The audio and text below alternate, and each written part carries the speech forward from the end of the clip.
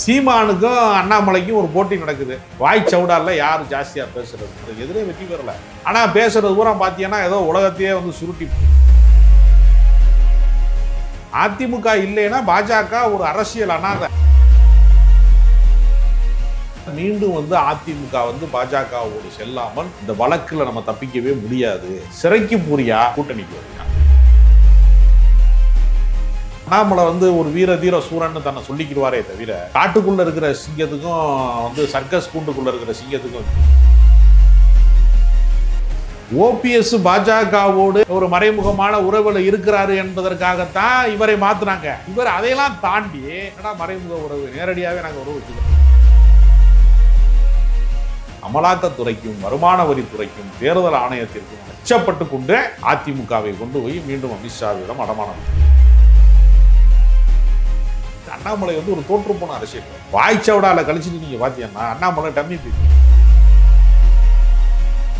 பாஜக வந்து ஒரு பெரிய வலிமையான கட்சியாக இந்திய அளவில் கூட இருக்கலாம். தமிழ்நாட்டிலே வந்து நோட்டாவுக்கு கீழே இருந்த கட்சி.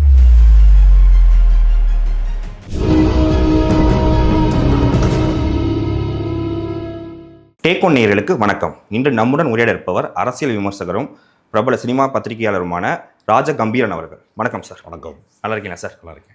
ஒரு ஆண்டு தான் இருக்குது தேர்தல் களத்துக்கு. இப்போ தான் வந்து அதிமுக பிஜேபி கூட்டணி கிட்டத்தட்ட உறுதியாக இருக்குன்னு சொல்கிறாங்க. ஆனால் இத்தனை காலமாக பிஜேபியோட கண்டிப்பாக கூட்டணி இல்லை அப்படிங்கிற மாதிரி எடப்பாடி பழனிசாமி அவர்கள் சொல்லிட்டு வந்தார். ஏன் இந்த திடீர் மாற்றம் சார்? அதிமுக கடந்த முறை ஆட்சியில் இருந்தபோது பாஜகவிற்கு பயந்து கொண்டு ஏறத்தாழ வந்து ஓபிஎஸ் அணி என்று தனியாக ஒன்றை உருவாக்கினார். அது இயல்பாக ஏற்பட்ட ஒன்று அல்ல. ஜெயலலிதா மரணத்திற்கு பின்பே முழுக்க பாஜக என்கிற அந்த மத்திய அரசாங்கம் வந்து தமிழ்நாடு அரசை வந்து கையகப்படுத்தி கொண்டது என்கிற குற்றச்சாட்டு இருக்கிறது. அவர்கள் எந்த சட்டங்களை கொண்டு வந்தாலும் சரி, மத்திய அரசாங்கம் வந்து எந்த சட்டத்தை கொண்டு வந்தாலும் சரி, வேளாண்மை திருத்த சட்டமாக இருக்கலாம் அல்லது குடியுரிமை திருத்த சட்டமாக இருக்கலாம், எந்த மக்கள் விரோத சட்டம், ஒளிப்பதிவு திருத்த சட்டம்னு ஒரு சட்டம் இருக்குது. ஏற்கனவே வெளிவந்த படத்தை ரீசென்சார் பண்ணி அவர்கள் விரும்பாத காட்சிகளை எல்லாம் தூக்கிட்டு அந்த படத்தை வெளியிடலான்னு சொல்கிறது. அது பழைய படங்களுக்கு கூட பொருந்துங்கிறாங்க. இப்போ பராசக்தி படத்தில் அந்த காலத்தில் வந்து கலைஞர் வந்து வசனம் எழுதினார். யார் பேசியது? அம்பாலா பேசியது அப்படின்னு ஒரு டைலாக் வரும்.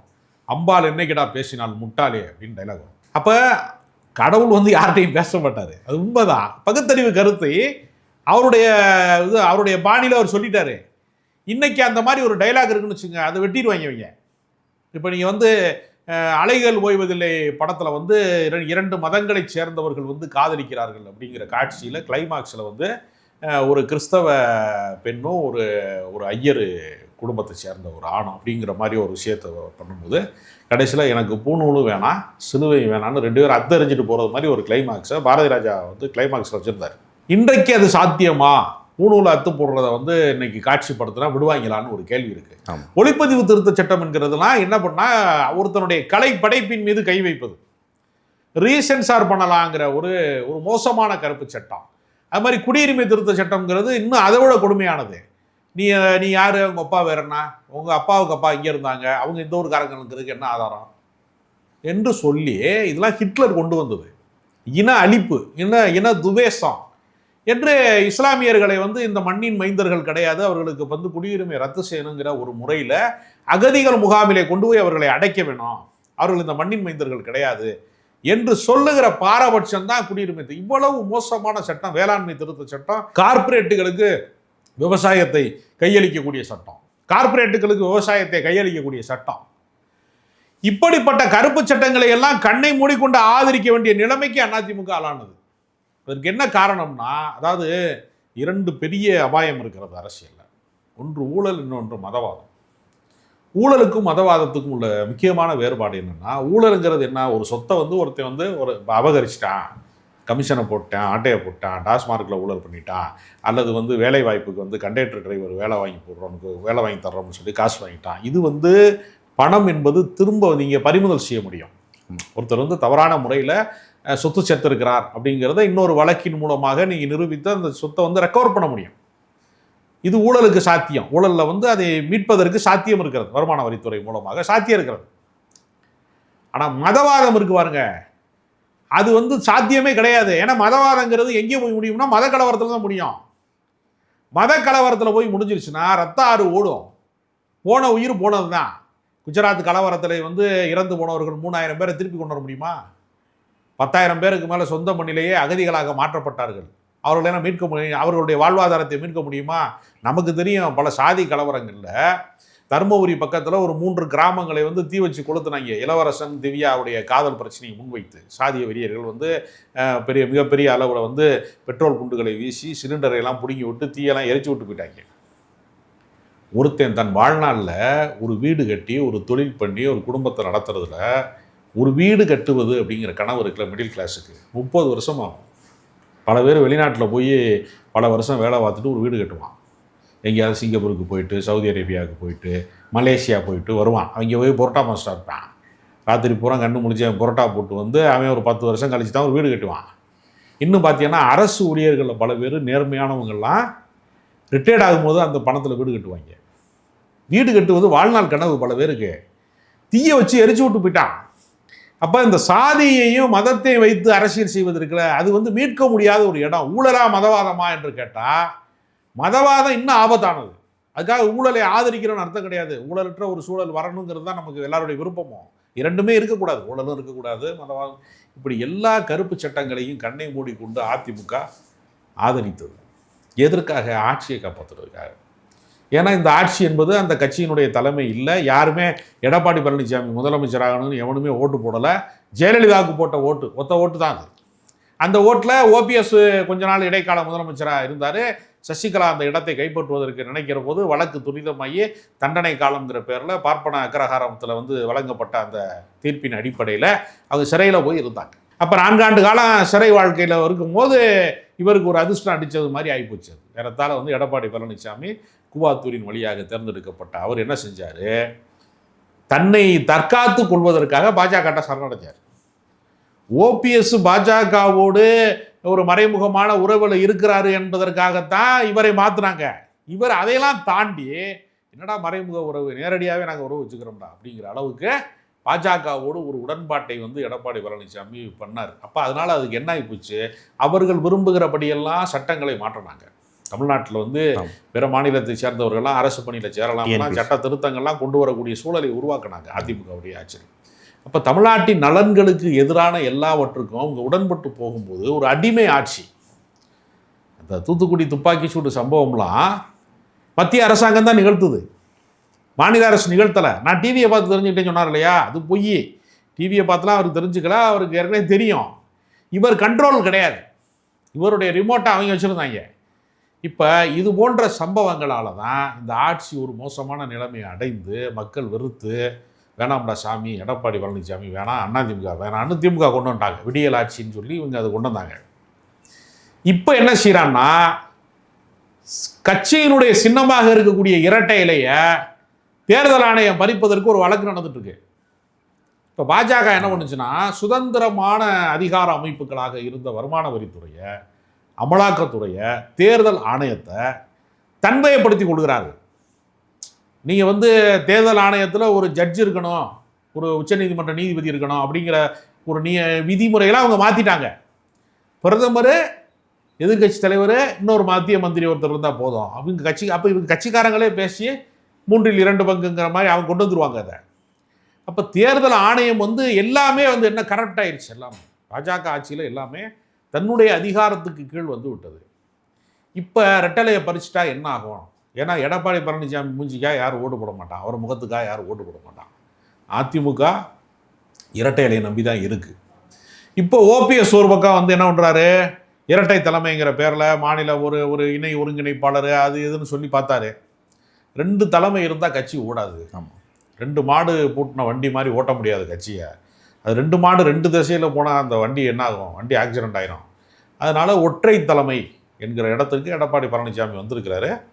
இப்போ சின்னத்தை பறிப்பதற்கு ஏற்பாடு நடக்குது. இன்னொரு பக்கம் எஸ்பி வேலுமணியிலேருந்து ஜெயபாஸ்கர்லேருந்து பல பேர் மேலே பல்வேறு வழக்குகள் இருக்குது. அதையெல்லாம் வந்து தோண்டி துருவுனா சிறைச்சாலைக்கு போவது உறுதி.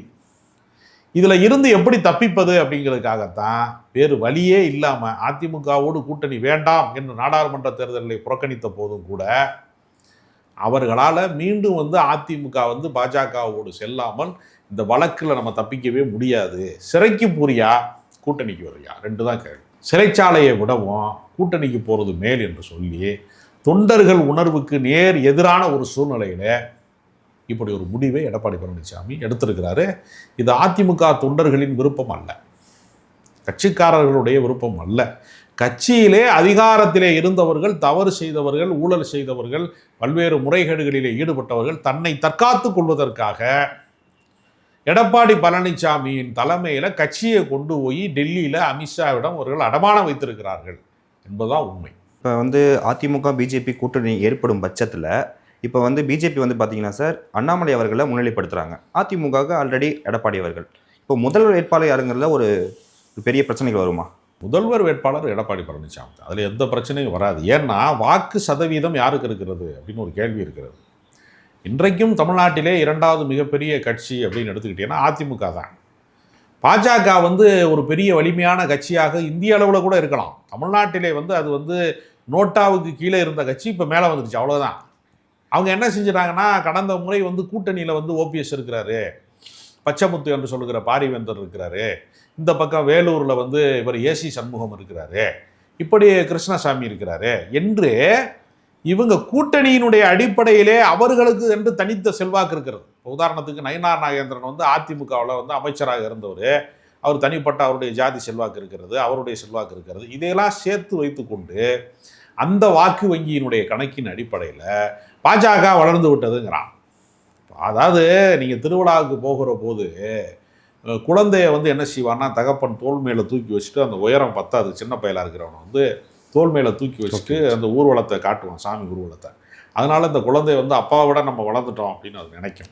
அது மாதிரி தான் தமிழ்நாட்டில் இருக்கக்கூடிய பாஜக இருந்தது. அதிமுகவின் தோள்களிலே ஏறி தங்களை உயரமாக காட்டிக்கொண்டார்கள் கடந்த காலங்கள். இல்லாட்டா அந்த 4 சட்டமன்ற உறுப்பினர் கூட இப்போ இருக்க வாய்ப்பு இல்லை. நயினார் நாகேந்திரன், வானதி சீனிவாசன், காந்தி போன்றவர்கள்லாம் வெற்றி பெறுவதற்கான சாத்தியமே இல்லை. இப்பொழுதும் அதே தான். அதிமுக இல்லைன்னா பாஜக ஒரு அரசியல் அனாதை. தமிழ்நாட்டில் இந்தியாவையே நீங்கள் ஆளலாம், தமிழ்நாட்டை ஒரு நாள் நீங்கள் ஆளவே முடியாது என்கிற நிலைமை இங்கே இருக்கிறது. அதனால தான் மிரட்டி உருட்டித்தானே கொண்டு வந்திருக்காங்க. எடப்பாடி பழனிசாமிக்கு கூட அதிமுகவை மீண்டும் பாஜக கூட்டணி ஏற்படுவதில் எடப்பாடி பழனிசாமிக்கு விருப்பம் கிடையாது. நிர்பந்தப்படுத்தினாங்க. எப்படி நிர்பந்தப்படுத்தினாங்க? ஈரோடு ராமனையும் சொல்லக்கூடிய எடப்பாடி பழனிசாமியுடைய சம்பந்தி வீட்டில் ரைடை போட்டு பல 100 கோடிகளை எடுத்துட்டாங்க. அப்போ வேற வழி இல்லை, அது சம்பந்திட்டு அவர் கொடுத்து வச்சிருப்பார் இல்லையா எல்லாத்தையுமே. அதனால இவருடைய பினாமிகளாக இருக்கிறவர்கள், தொழில் அதிபர்களாக இருக்கிறவர்கள் வீடுகள் எல்லாம் ரைடு போச்சு, பல பேர் மேலே ரைடு போகுது. அப்போ எல்லாருடைய குடுமையும் என் கையில் தான் இருக்கணும் என்று பாஜக நினைத்ததனுடைய விளைவு அமலாக்கத்துறைக்கும் வருமான வரித்துறைக்கும் தேர்தல் ஆணையத்திற்கும் அச்சப்பட்டு கொண்டு அதிமுகவை கொண்டு போய் மீண்டும் அமித்ஷாவிடம் அடமானம் வைத்திருக்கிறார்கள். இப்போ 2021 நடைபெற்ற சட்டமன்ற தேர்தலில் சார் திமுக அதிமுக பெரிய ஓட் பேங்க் வித்தியாசம் இல்லை, 2% தான். அதுவும் இந்த பிஜேபி கூட்டணி இருந்ததுனால தான் இந்த தோல்வின்னு சொல்கிறாங்க. மறுபடியும் 2024 இது தொடர்ந்துச்சுன்னா மறுபடியும் அதிமுக ஆட்சிக்கு வரதுக்கு ரொம்ப கஷ்டம் தானே பண்ணணும். இது எடப்பாடி பழனிசாமி தெரியாது. அதிமுக மீண்டும் ஆட்சிக்கு வருவதற்கான சாத்தியங்கள் ரொம்ப குறை. ஒருவேளை தமிழக வெற்றி கழகமும் அதிமுகவும் ஒரு கூட்டணி கண்டிருந்து அதிலே பாமக போன்ற கட்சிகள்லாம் இணைந்திருந்தால் திமுகவுக்கு ஒரு நெருக்கடியை உருவாக்கக்கூடிய அளவிற்கு ஒரு பெரிய கூட்டணியாக அது மாறி இருக்கும். ஏன்னா விஜய்கிட்ட அரசியல் தெளிவு இருக்கிறதா இல்லையா என்பதை தாண்டி அவரிடத்தில் ஒரு இளைஞர் படை இருக்கிறது. விஜயை ஃபாலோ பண்ணுறதுக்குன்னு ஒரு 2K கிட்ஸில் ஒரு 30 வயதுக்கு கீழானவர்களில் ஒரு பெரும்பகுதி இளைஞர்கள் கூட்டம் பெண்கள் கூட்டம் அவருக்கு ஆதரவாளர்களாக இருக்கிறாங்க. அந்த வாக்கு சதவீதம் என்பது திமுகவை விடவும் குறைந்து இருக்கக்கூடிய, நீங்கள் சொன்னீங்க இல்லையா, அதிமுகவுக்கும் திமுகவுக்குமான ஒப்பீட்டு அளவில் இருக்கக்கூடிய சதவீதம் ஒரு 2-3% உண்டு. அந்த கணக்கை ஈடுகட்டுவதற்கு விஜயினுடைய கூட்டணி பயன்படும்னு அவங்க கருதுனாங்க. ஆனால் விஜய் இன்னும் வாக்கு வலிமை என்ன, ஓட் பேங்க் என்ன, எத்தனை சதவீதம் தனக்கு வாக்கு வங்கி இருக்கிறது என்பதை நிரூபிக்காத ஒரு ஆள். நிரூபிக்காமல் இருக்கிறப்ப அவருக்கு எத்தனை சீட்டு கொடுக்கறதுன்னு ஒரு கேள்வி இருக்கிறது. ஆனால் அவர் என்ன செஞ்சாங்க தெரியுமா? தமிழக வெற்றி கழகத்தில் நீங்கள் 2.5 வருஷம் ஆட்சி ஆளனா, எங்கள் தளபதி 2.5 வருஷம் ஆட்சி ஆள்வார், 50-50% அதிமுக ஆமாம் சீட்டு கொடுக்கணும் அப்படிங்கிற அளவுக்கு அவங்க ஒரு பேச்சுவார்த்தையை தொடங்கினாங்க. இது வேலைக்கு ஆகாதுன்னு தான் வேணாம், இந்த சின்ன பிள்ளைய வெல்லாமல் வீடு சேராதுன்னு ஒரு பழமொழி சொல்லுவாங்க. அது மாதிரி இவர்களுடைய இந்த விளையாட்டுக்குள்ளே நம்ம போக வேணாம், அதுக்கு பாஜக எவ்வளவோ பெஸ்ட்டுங்கிற ஒரு முடிவைத்தான் அவர்கள் எடுத்திருக்கிறார்கள். ஸோ கடந்த காலமாகவே கொண்டு பார்த்தீங்கன்னா அண்ணாமலை அவர்களுக்கும் எடப்பாடி பழனிசாமி ஒரு கிட்டத்தட்ட ஒரு பனிப்போர் மாதிரி நடந்து வருது சார். சமீபத்தில் ஒரு வீடியோ வைரல் ஆகிட்டு இருக்கு அண்ணாமலை பேசினது. அதாவது வந்து வாரணாசிக்கு தேர்தல் பிரச்சாரத்துக்கு மோடிக்காக எடப்பாடி பழனிசாமி நாங்கள் அழைத்த போது தோக்க போகிற கட்சிக்கு நான் வந்து ஏன் பண்ணணும் அப்படிங்கிற மாதிரி சொல்லியிருந்தாரு. எந்த காலத்தில் எடப்பாடி பழனிசாமி நான் ஒரு தலைவராக மதிக்கவே மாட்டேன் அப்படின்னு சொன்னவர் இப்போ 2 பேர் சேர்ந்து ஒரு தேர்தல் காலத்தில் பணியாற்ற முடியுமா? அது அண்ணாமலை என்பவர் ஒரு தேசிய கட்சியினுடைய மாநில பொறுப்பில் இருக்கார். அவர் எப்பொழுது வேண்டுமானாலும் மாற்றப்படலாம். நாளைக்கு கூட அண்ணாமலையை மாற்றிவிட்டு நயினார் நாகேந்திரன் ஏற்கனவே அதிமுகவில் இருந்தவர் இன்று பாஜகவில் இருக்கார். அவரை வந்து தலைவராக வந்து மாற்றலாம். ஒருவேளை அண்ணாமலையை தொடரணும்னா இது போன்ற விமர்சனங்களை எல்லாம் தவிர்த்து கொள்ளுங்கள், நீங்கள் எடப்பாடி பழனிசாமி நீங்களே போய் பூங்கத்தை கொடுத்து பாருங்க என்று சொல்லக்கூடிய இடமும் இருக்கலாம். அதனால் அண்ணாமலை வந்து ஒரு வீர தீர சூரன்னு தன்னை சொல்லிக்கிடுவாரே தவிர அடிப்படையில் அவர் எப்படின்னா அவர் வந்து ஒரு ரிங் மாஸ்டர் மாதிரி தான். அவர் வந்து அதாவது காட்டுக்குள்ளே இருக்கிற சிங்கத்துக்கும் வந்து சர்க்கஸ் கூண்டுக்குள்ளே இருக்கிற சிங்கத்துக்கும் வித்தியாசம் இருக்கிறது. தன்னிச்சையாக வந்து சர்க்கஸ் சிங்கம் செயல்பட முடியாது. தன்னை சிங்கம்னு வெளியில் சொல்லிக்கலாம் அண்ணாமலை, ஆனால் அவர் சர்க்கஸ் சிங்கம் தான். அவரால் எதுவும் சுதந்திரமான எந்த முடிவையும் எடுக்க முடியாது. அவர் கிட்டத்தட்ட கர்நாடக சிங்கம்னே ஒரு பேர் இருக்குது சார். அவராக சொல்லிக்கிறாருங்க. யார் சொன்னால் அவர் கர்நாடக சிங்கம்? அவர் என்ன ஜார்ஜ் இருக்கிறார்? ஒன்றுமே கிடையாது. அரசியலில் அவர் வந்து பூஜ்ஜியத்தை தான் அடைஞ்சிருக்காரு. அவரால் ஒரு நாடாளுமன்ற உறுப்பினராக முடிஞ்சா, சட்டமன்ற உறுப்பினராக முடிஞ்சா, எதுன்னு அவர் வெற்றியே பெறலையே. சும்மா சவுடால் விடுறாரு, நான் சாட்டை எடுத்து அடிப்பேங்கிறாரு, நான் செருப்பு போட மாட்டேங்கிறாரு, சும்மா மீடியா ஸ்ட்ரெண்ட் அடிக்கிறாரே தவிர சீமானுக்கும் அண்ணாமலைக்கும் ஒரு போட்டி நடக்குது. வாய் சவுடாலில் யார் ஜாஸ்தியாக பேசுகிறதுன்னு அவ்வளோதான் நடக்குது. சீமானும் கவுன்சிலர் தேர்தலில் வெற்றி பெறலை, எம்எல்ஏ தேர்தலில் வெற்றி பெறலை, நாடாளுமன்றத்துக்கு எதிரே வெற்றி பெறலை. ஆனால் பேசுகிறது பூரா பார்த்தீங்கன்னா ஏதோ உலகத்தையே வந்து சுருட்டி வச்சுருக்கிறாங்கன்ற மாதிரி பேசுவாங்க 2 பேருமே. நடைமுறையில் நீங்கள் வந்து செந்தில் பாலாஜியை வெல்ல முடியுமா அண்ணாமலையால்?